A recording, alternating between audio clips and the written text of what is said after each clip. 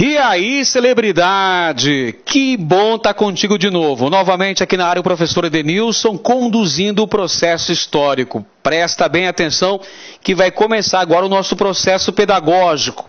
Pega a sua caneta, o seu lápis, pega o seu caco de telha, o seu carvão e anota as informações importantes que nós temos na aula de hoje, gente. Hoje a gente vai falar sobre a Europa no século XIX, a nossa parte 2 de nossa aula. Você se lembra aí que na parte 1 a gente falou sobre França e Inglaterra no aspecto político e econômico e social durante o século XIX. Tá lembrado? Então, hoje a parada é diferente. Hoje o nosso tema diz respeito a dois importantes processos históricos que são fundamentais para você compreender melhor o século XX. Esses processos históricos que nós vamos falar na aula agora acabaram quebrando o equilíbrio europeu e acabou conduzindo a duas grandes guerras. A Primeira Guerra Mundial, travada entre 1914 e 1918, e a Segunda Guerra Mundial, pouco tempo depois, entre 1939 e 1945. Gente, os temas que a gente vai conversar na aula de hoje dizem respeito às chamadas unificações tardias. O que foram essas unificações tardias, professor? Foram o processo unificatório de dois países, Itália e Alemanha. Dois países que só se unificaram na aurora do século XX, não é? No finalzinho, no crepúsculo do século XIX, a aurora do século XX. A Itália, 1871, a Alemanha. A Itália, 1870, a Alemanha, 1871. Esses dois processos históricos importantíssimos nós vamos estudar a partir de agora. Então presta bem atenção, vem comigo que você não está só. Vamos lá. Vamos começar falando sobre a unificação italiana, minha gente. A Itália, até finalzinho do século XIX, ainda era uma verdadeira colcha de retalhos. Havia alguns reinos, havia também os estados pontifícios que estavam sob o domínio da Igreja Católica, havia algumas regiões da Península Itálica que estavam sob a tutela do Reino da Áustria, portanto a Itália não estava unificada ainda. No contexto de meados do século XIX, desponta a chamada Primavera dos Povos, onde os conceitos de nacionalismo, liberalismo, socialismo ganham cada vez mais força. É nesse contexto que nós temos o empreendimento de uma vigorosa política nacionalista, que tinha como principais objetivos, olha aí, a unificação e a autonomia da região. Como eu falei para vocês, a Itália era uma verdadeira colcha de retalhos ainda. Não estava plenamente unificada. O que é pior, haviam certas regiões da península que estavam sob a tutela de um país estrangeiro, sob a tutela da Áustria. Então é por isso que surgem, nesse contexto, movimentos de unificação, movimentos que reivindicavam a autonomia da velha bota, a construção do Estado italiano. A exemplo dos movimentos carbonários, dos movimentos monarquistas, sob a liderança do rei Vítor Emanuel, do reino do Piemonte, Sardenha, e do seu primeiro-ministro, o conde Camilo Cavour. E temos ainda as figuras de republicanos ilustres, como, por exemplo, Giuseppe Garibaldi e Giuseppe Mazzini. Esses vão ser os grandes artífices da construção do Estado italiano, do processo de unificação da Itália. Portanto, a liderança desse movimento, que contribuiu em larga medida para o processo unificatório italiano, coube ao reino da Sardenha-Piemonte. Vamos mostrar aqui a carinha deles aqui, pessoal. Aqui está Vítor Emanuel, grande Vítor Emanuel, o rei deste reino aqui, ó, Piemonte e da ilha de Sardenha. Esse já era um reino independente ao norte da Itália. É justamente este reino que vai tomar a dianteira, que vai assumir as rédeas do processo de unificação. E adivinhem por quê? Porque era justamente o reino mais industrializado, é a porção mais desenvolvida do território. E que objetivo será que o reino do Piemonte, esta região aqui de Turim, desejava? Claro, desejava unificação de mercados, desejava consolidar o capitalismo na região. É por isso que este referido reino vai assumir um protagonismo nesse processo. Daí, respondendo justamente o que eu acabei de falar, minha gente.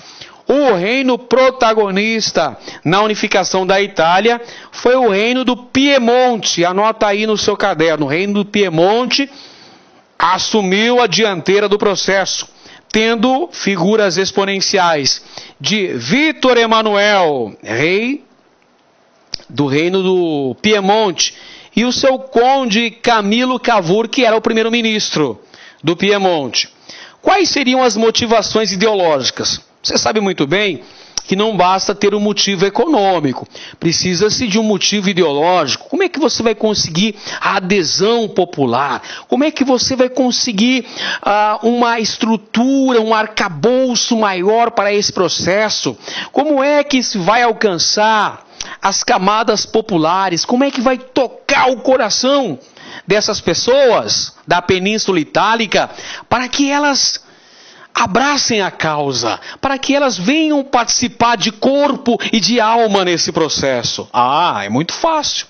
É só você incutir na mente dessas pessoas fortes motivações ideológicas. E quais seriam essas tão relevantes motivações ideológicas, hein? Justamente, pessoal, a reação nacionalista contra a tutela da Áustria. Então, vai se bater bastante nessa tecla. Olha, nós somos um povo que está subjugado, que está sendo tutelado por um povo estrangeiro, que são os austríacos. Logo, nós temos que nos unir para construir a grande Itália. Veja se isso não convence. Isso mexe com os brios das pessoas. Isso chama lá no fundo um sentimento nacionalista. Um sentimento de amor ao solo pátrio.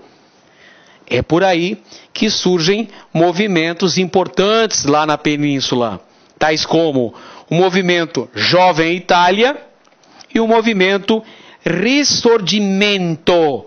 Veja só, gente, eles vão buscar no passado, na história de Roma, naquele fabuloso império que tinha terras em vários continentes, a grandeza, a honra e a glória da Itália. Vamos reconstruir a velha Itália, que já foi uma grande potência, que tem um passado glorioso, que pode ser alcançado novamente. Essa é uma importante motivação ideológica. É uma forma de colocar na mente, no coração das pessoas, o sentimento de nacionalismo, de trazer novas pessoas para abraçarem essa causa. E temos também, claro, importantes motivações econômicas. Sim, a economia também está diretamente relacionada com o processo de unificação da Itália. Afinal, você se lembra mesmo quem foi que liderou o processo? Está aqui na sua tela. O Reino do Piemonte. E esse Reino do Piemonte era o que mesmo, gente? Era o reino industrializado. O processo de industrialização estava em curso nessa área. Estava se consolidando. Então, o Reino do Piemonte desejava, evidentemente, ampliar suas relações econômicas, ampliar o seu mercado consumidor. Então, para isso, busca unificação de mercado e industrialização. São motivos fortes ou não são? São mais do que fortes. São motivos sólidos. São motivos palpáveis que vão mover esses interesses. Interesses ideológicos e também interesses econômicos. Evidente que os interesses econômicos sobressaem, mas você precisava das motivações ideológicas para conseguir a adesão popular. A unificação italiana tem as seguintes fases. Temos guerras. Guerras contra a Áustria, 1859, contra o Reino das Duas Sicílias, 1860, contra a Áustria novamente, 1866, e finalmente o confisco dos estados pontifícios, no ano de 1870. É dessa maneira que se deu o processo de unificação da Itália. Nós tivemos então guerras travadas contra a Áustria, que dominava certos territórios lá na Península Itálica, e também o confisco das terras administradas pela Santa Sé, pela Igreja Católica, os chamados estados pontifícios. Bom, esta é a cronologia exata do processo de unificação da Itália. 1860, gente, olha esse cara aqui, ó. Giuseppe Garibaldi, tá lembrado dele? Lembra desse cara? Esse nome não é estranho, não é mesmo? Giuseppe Garibaldi. Por que esse nome não é estranho, professor? Gente, Giuseppe Garibaldi é o carbonário, é o revolucionário italiano, o chamado herói dos dois mundos. Ah, peraí. Que o cara é chamado de herói dos dois mundos? Porque o Garibaldi, minha gente, participou da Revolução Farroupilha, tá lembrado? A Guerra dos Farrapos, a mais longa revolta da história do Brasil, que aconteceu lá na província de São Pedro do Rio Grande do Sul, entre 1835 e 1845. Tá lembrado disso? Te lembra disso? Então, Garibaldi esteve atuando aqui no Brasil durante o período regencial, quando estouraram várias revoltas pelo Brasil. Uma delas, a Guerra dos Farrapos. Ele participou intensamente desse movimento. Inclusive, casou-se com uma brasileira, Anita Garibaldi. Casou-se com ela em Montevidéu e foi para a Itália. Lá na Península Itálica, gente, Garibaldi é um dos principais nomes no processo da unificação italiana. Inclusive, a brasileira Anita Garibaldi morreu em batalha lá na Itália. Por isso que Garibaldi, liderando os seus camisas vermelhas, o exército de Garibaldi, é uma importante figura. Por isso que Garibaldi é chamado de o herói dos dois mundos. Ele foi o responsável pela unificação com a Sicília e o sul da Itália. Eis aí Garibaldi liderando os seus bravos camisas vermelhas. Temos também aqui, pessoal, entre 1866 e 1870, o estabelecimento de uma aliança que visava impedir a consolidação da unificação italiana. Essa aliança foi feita entre o governo francês, de Napoleão III, e o Papa, e o clero católico. Roma não se unifica ao país. Analisa comigo o seguinte fato. Vamos lá. Por que será que para as lideranças da unificação italiana era tão importante a conquista de Roma? Gente, a unificação italiana precisava de Roma como a capital. Mas por que a capital tinha que ser Roma, professor? Roma foi uma poderosa cidade, um verdadeiro império durante a antiguidade. Então tinha todo aquele passado glorioso que remontava à época dos grandes imperadores romanos. Por essa razão era de fundamental importância para a consolidação da unificação italiana a anexação de Roma. Mas quem é que comandava Roma? Era a Igreja Católica. Roma era a sede, como é até hoje, não é, pessoal? A sede da Igreja Católica Apostólica Romana. Então, essa aliança entre o governo da França e o Papa impede a anexação de Roma ao país. Entretanto, no ano de 1870, ocorre a retirada das tropas francesas de Roma.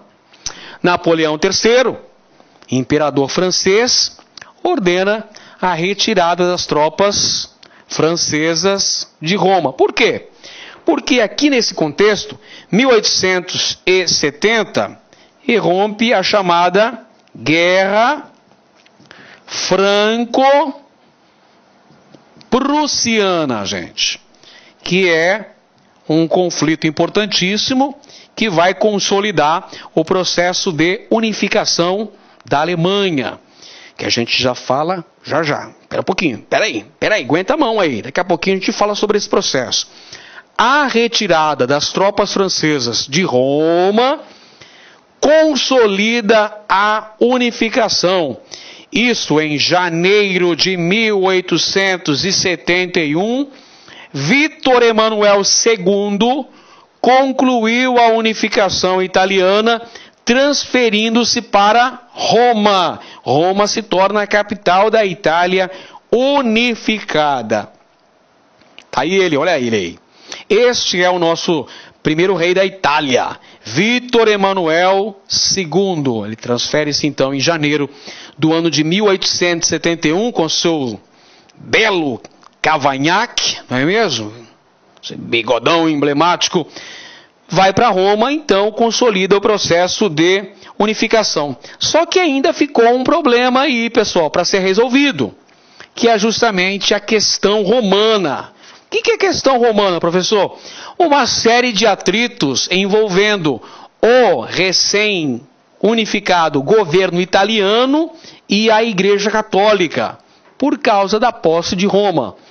Entre 1870 e 1929, desenrola-se a chamada questão romana, pois o papado se considerava refém do governo italiano. O Papa não aceitava, o Papa não dava o braço a torcer, não admitia a perda da posse de Roma. Isso aí, essa pendência toda, essa celeuma, só foi resolvida em 1929 adivinha por quem? Por Benito Mussolini, que reuniu-se com o Papa Pio XI e assinaram o chamado Tratado de Latrão. O Tratado de Latrão reconheceu Roma como a definitiva capital italiana e assegurou também a criação do Estado do Vaticano, aquele que é o menor país independente do mundo, o menor Estado do mundo, que é um Estado teocrático, administrado pelo Papa. Perfeito? Tratado de Latrão, 1929, resolve então a questão romana. Isto posto, meus nobres, falamos então do processo de unificação da Itália. Processo que foi comandado pelo Reino Piemonte. Legal. Agora, a gente vai tratar de um outro processo de unificação. A unificação alemã. Vamos entender aqui como é que a Alemanha conseguiu se unificar.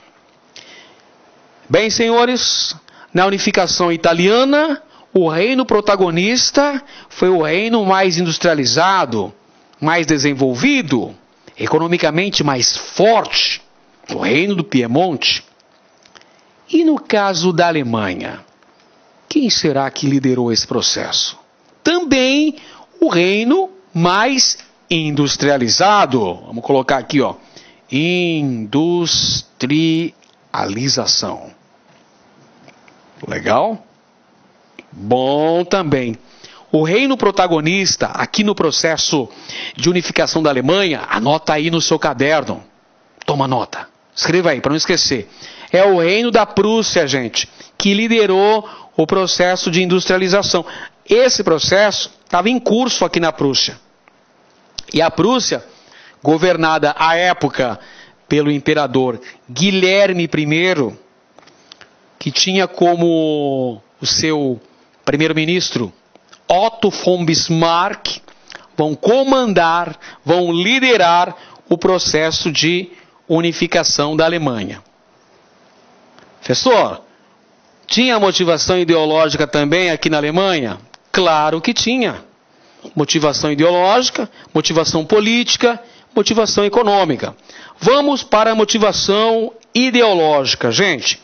Também uma reação nacionalista contra a tutela da Áustria. Gente, vamos entender aqui um antecedente importante ao se estudar a unificação da Alemanha. Após as guerras napoleônicas, as potências europeias se reuniram na capital austríaca, Viena, e lá definiram a retomada do equilíbrio europeu, a criação da Santa Aliança e tudo mais. E a Áustria assumiu a tutela sobre importantes áreas que outrora faziam parte do antigo Sacro Império Romano Germânico. Então haviam várias áreas da Confederação Germânica que estavam sob a tutela austríaca. Isso acaba tendo uma forte reação do nacionalismo germânico. Outra importante ação foi uma aliança costurada entre a aristocracia, os chamados Junkers, latifundiários, com a emergente burguesia industrial da Prússia. Essa aliança política foi fundamental para se forjar o processo unificatório alemão.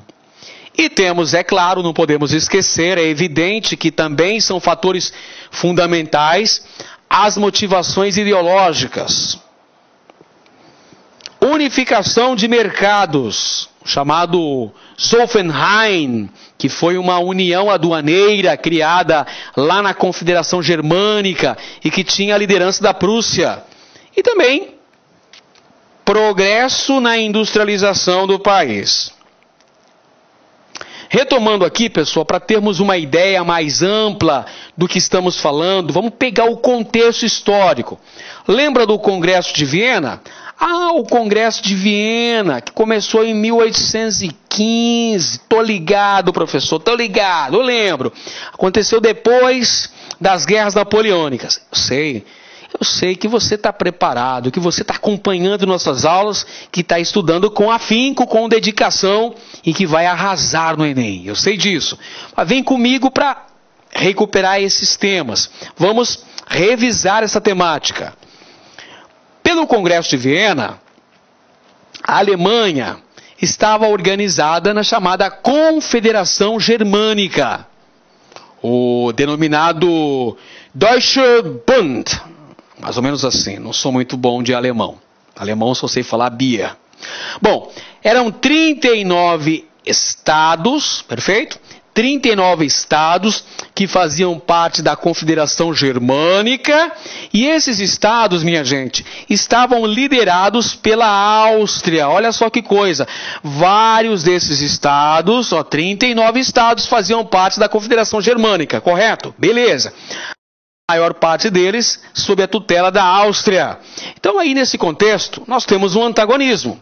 De um lado a Áustria de tendência absolutista, legal?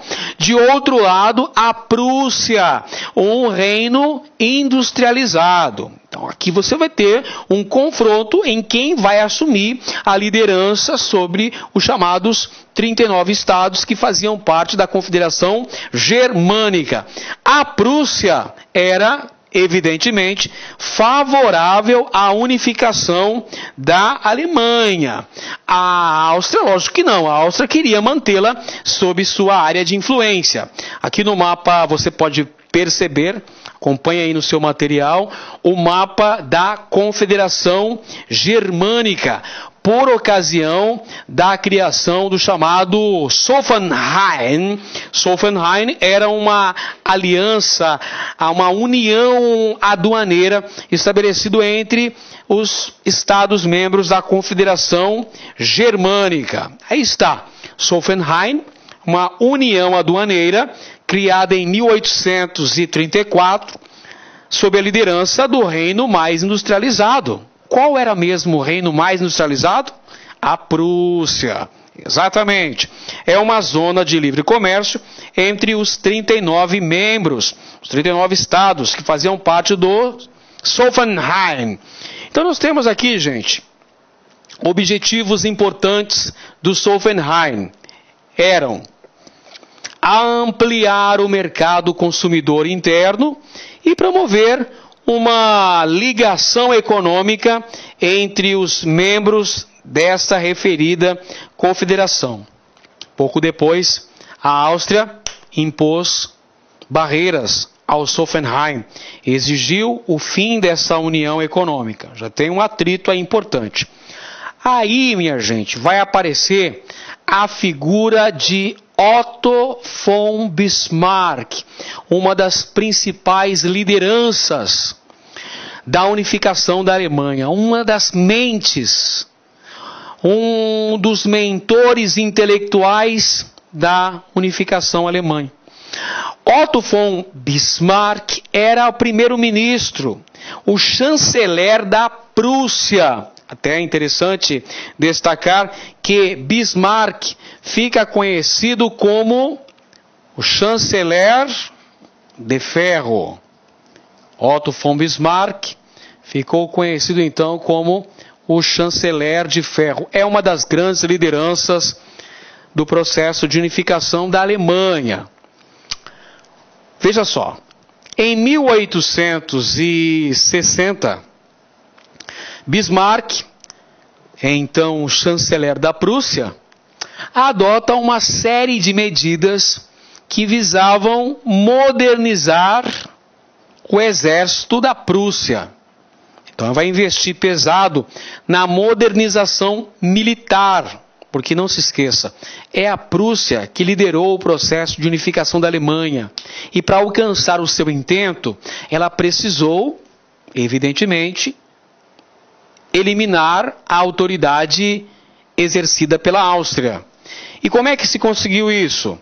Através de uma aliança estabelecida entre a aristocracia rural, os grandes latifundiários da Prússia, os chamados Junkers, que uniram forças com a burguesia, com a emergente burguesia industrial da Prússia.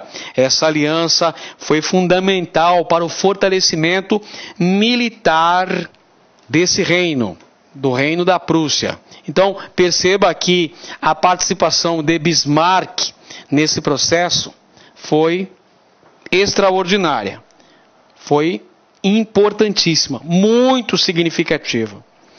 No processo de unificação, nós temos vários conflitos que ocorreram. A exemplo da Guerra dos Ducados em 1864 contra a Dinamarca, que foi fundamental para a conquista dos ducados de Schleswig e Holstein, o que, por sua vez, garantiu uma saída para o Mar do Norte. Olha só, a atividade econômica, a industrialização, é um dos fatores preponderantes nesse processo. E obter saída para o mar, para garantir uma melhor forma do escoamento da produção industrial, era fundamental. Aqui nessa Guerra dos Ducados, conseguiram saída para o Mar do Norte.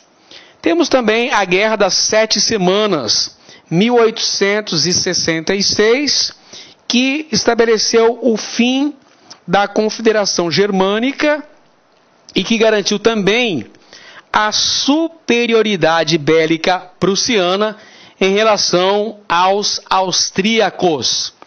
A Prússia consegue derrotar a Áustria, consegue que a Confederação Germânica se liberte da tutela austríaca. Então, professor, quer dizer que 1866, com a Guerra das 7 Semanas, consolidou-se definitivamente a unificação da Alemanha? Não. Ainda não, pequeno gafanhoto, ainda não. Um pouco mais tarde é que ocorreu esse processo. Esse processo, minha gente, só se consolidou na guerra contra a França. Que veja bem, a França, que à época era governada por um imperador. A França tinha um imperador novamente.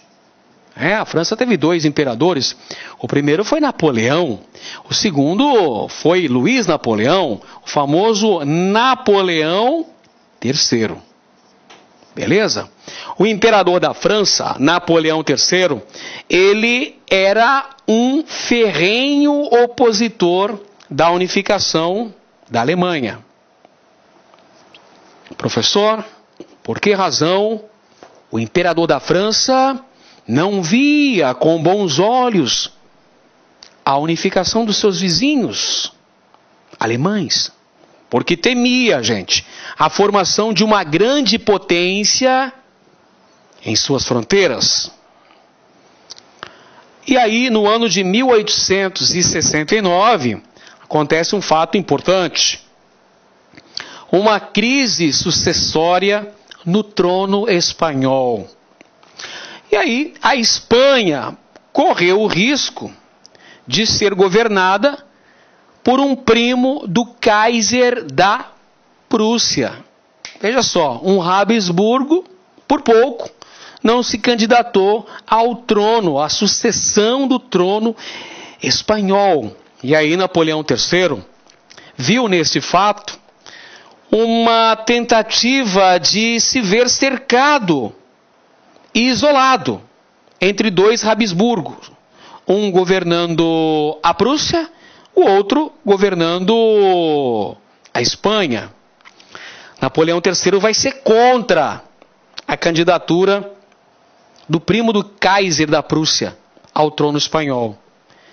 E a verdade é que esse primo do Kaiser da Prússia acaba desistindo de se candidatar ao trono espanhol para evitar esse atrito diplomático.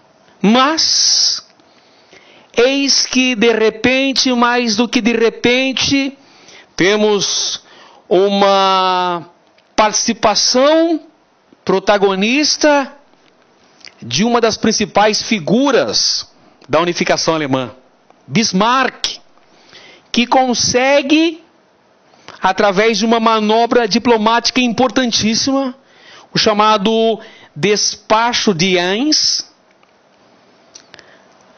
Bismarck consegue desviar a correspondência do Kaiser e criar um atrito diplomático entre França e a Prússia, onde Bismarck conseguiu forçar um estado de guerra entre França e Prússia. mexendo os pauzinhos, desviando a correspondência do Kaiser, Napoleão consegue que Napoleão III, olha só, Bismarck, Otto von Bismarck, o chanceler de ferro, consegue que Napoleão III, o imperador francês, declarasse guerra contra a Prússia, gerando a chamada Guerra Franco-Prussiana. Perfeito? Esta importante manobra diplomática de Bismarck, o chamado Despacho de Ems, foi o fato novo, que gera o início da Guerra Franco-Prussiana. Napoleão III, rei da França, declara guerra contra a Prússia. Era tudo que Bismarck queria, pessoal. Guerra Franco-Prussiana, 1870 a 1871. Este é verdadeiramente o batismo de fogo da Prússia, pessoal.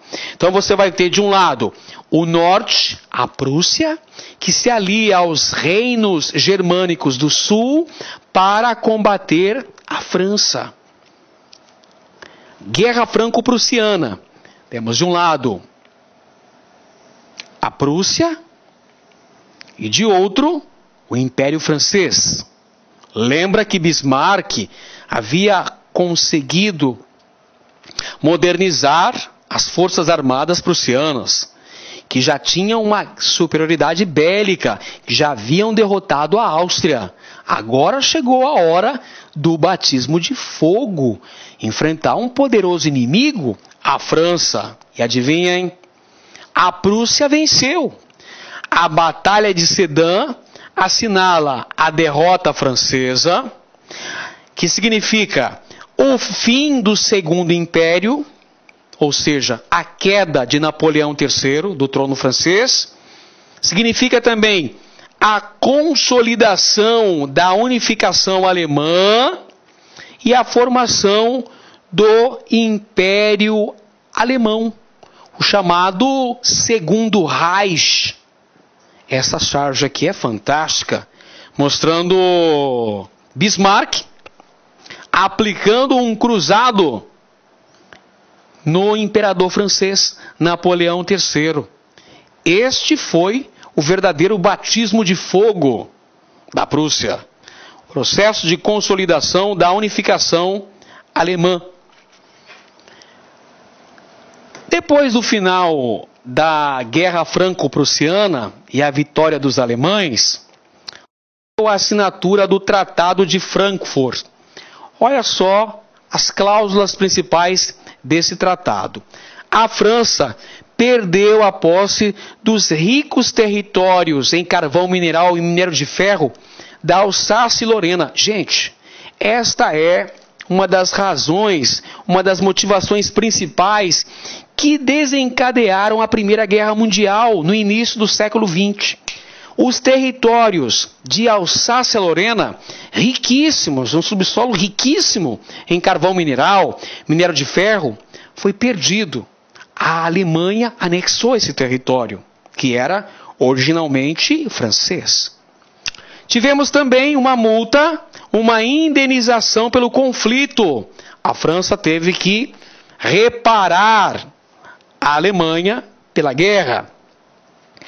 Tivemos ainda a realização da festa de unificação alemã no Palácio de Versalhes. Pessoal, esse fato aí causou humilhação aos franceses. O forte nacionalismo francês foi jogado às traças, foi humilhado, que veja só, o Kaiser, o primeiro Kaiser alemão, o primeiro imperador alemão, foi coroado na Sala dos Espelhos do Palácio de Versalhes, nos arredores de Paris. Puxa vida, essa foi demais. Foi uma verdadeira humilhação para o forte nacionalismo francês. Olha aqui, ó. Humilhação imposta à França.